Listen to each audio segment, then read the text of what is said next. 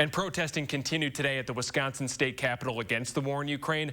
But event organizers say that their message is different from that of President Biden and local lawmakers.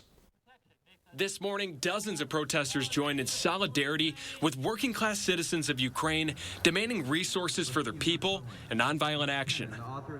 There have been other Ukraine rallies in the past week, but they've essentially bought into the United States portrayal of this conflict as between the good democratic government in Kiev and the tyrannical regime in Russia. Bringing together several activist groups for a fight against imperialism, the progression of violence and war, the arguments made by speakers at the rally had a consistent frustration with hypocrisy of U.S. and NATO intervention.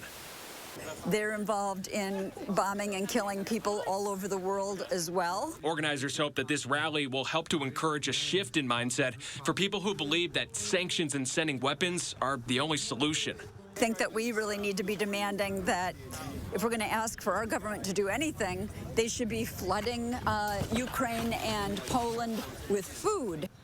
Echoing the sentiments of speakers throughout this event, many say the actions taken by Western countries will only lead to more violence. But we're really out here because we agree we cannot intervene in Ukraine without hurting even more Ukrainian citizens. Protesters also called for the United States to open their borders to Ukrainian refugees, saying that aid would be more useful than weapons.